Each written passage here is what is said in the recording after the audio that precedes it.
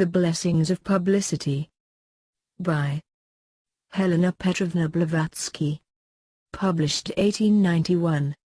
A well-known public lecturer, a distinguished Egyptologist, said, in one of his lectures against the teachings of Theosophy, a few suggestive words, which are now quoted and must be answered. It is a delusion to suppose there is anything in the experience or wisdom of the past, the ascertained results of which can only be communicated from beneath the cloak and mask of mystery. Explanation is the soul of science. They will tell you we cannot have their knowledge without living their life. Public experimental research, the printing press, and a free thought platform, have abolished the need of mystery. It is no longer necessary for science to take the veil, as she was forced to do for security in times past, etc. This is a very mistaken view in one aspect.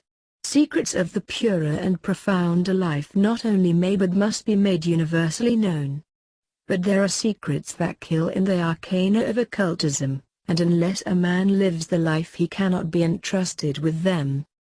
The late Professor Faraday had very serious doubts whether it was quite wise and reasonable to give out to the public at large certain discoveries of modern science. Chemistry had led to the invention of two terrible means of destruction in our century to allow it to fall into the hands of the profane. What man of sense, in the face of such fiendish applications of dynamite and other explosive substances as are made by those incarnations of the destroying power, who glory in calling themselves anarchists and socialists, would not agree with us in saying, far better for mankind that it should never have blasted a rock by modern perfected means, than that it should have shattered the limbs of 1% even of those who have been thus destroyed by the pitiless hand of Russian nihilists, Irish Fenians, and anarchists. That such discoveries, and chiefly their murderous application, ought to have been withheld from public knowledge may be shown on the authority of statistics and commissions appointed to investigate and record the result of the evil done. The following information gathered from public papers will give an insight into what may be in store for wretched mankind. England alone, the center of civilization, has 21,268 firms fabricating and selling explosive substances.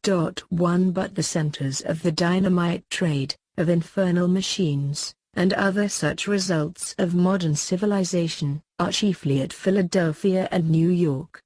It is in the former city of brotherly love that the now most famous manufacturer of explosives flourishes. It is one of the well-known respectable citizens, the inventor and manufacturer of the most murderous dynamite toys, who, called before the Senate of the United States anxious to adopt means for the repression of a too free trade in such implements, found an argument that ought to become immortalized for its cynical sophistry. My machines, that expert is reported to have said, are quite harmless to look at, as they may be manufactured in the shape of oranges, hats, boats, and anything one likes. Criminal is he who murders people by means of such machines, not he who manufactures them. The firm refuses to admit that were there no supply there would be no incentive for demand on the market, but insists that every demand should be satisfied by a supply ready at hand. That supply is the fruit of civilization and of the publicity given to the discovery of every murderous property in matter. What is it? As found in the report of the commission appointed to investigate the variety and character of the so-called infernal machines, so far the following implements of instantaneous human destruction are already on hand.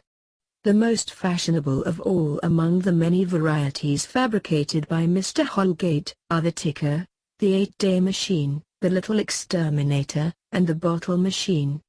The ticker is in appearance like a piece of lead, a foot long and 4 inches thick. It contains an iron or steel tube, full of a kind of gunpowder invented by Holgate himself.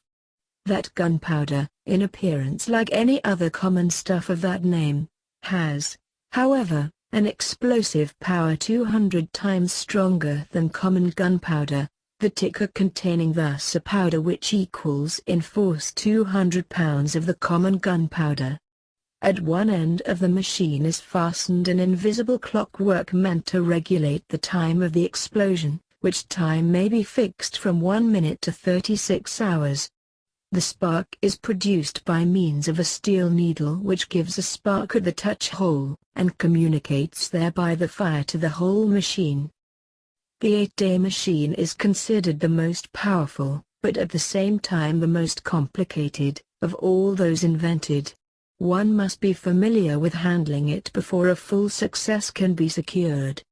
It is owing to this difficulty that the terrible fate intended for London Bridge and its neighbourhood was turned aside by the instantaneous killing instead of the two Fenian criminals. The size and appearance of that machine changes, Proteus-like, according to the necessity of smuggling it in one or another way, unperceived by the victims. It may be concealed in bread, in a basket of oranges, in a liquid, and so on. The Commission of Experts is said to have declared that its explosive power is such as to reduce to atoms instantly the largest edifice in the world. The little exterminator is an innocent-looking plain utensil having the shape of a modest jug. It contains neither dynamite nor powder, but secretes, nevertheless, a deadly gas, and has a hardly perceptible clockwork attached to its edge, the needle of which points to the time when that gas will effect its escape. In a shut-up room this new vril of lethal kind will smother to death, nearly instantaneously, every living being within a distance of 100 feet, the radius of the murderous jug.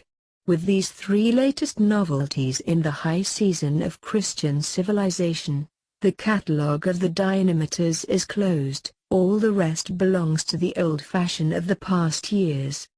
It consists of hats, porty cigars, bottles of ordinary kind, and even ladies' smelling bottles, filled with dynamite, nitroglycerin, etc., etc. weapons, some of which, following unconsciously karmic law, killed many of the dynamiters in the last Chicago Revolution.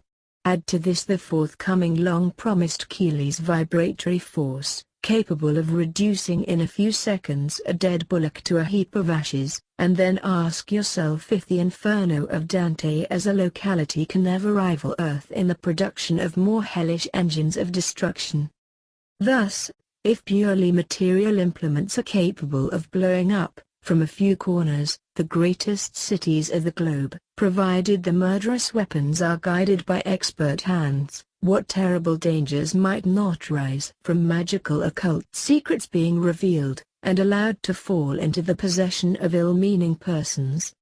1,000 times more dangerous and lethal are these, because neither the criminal hand, nor the immaterial, invisible weapon used, can ever be detected. The congenital black magicians, those who, to an innate propensity towards evil, unite highly developed mediumistic natures, are but too numerous in our age. It is night time then that psychologists and believers, at least, should cease advocating the beauties of publicity and claiming knowledge of the secrets of nature for all. It is not in our age of suggestion and explosives that occultism can open wide the doors of its laboratories except to those who do live the life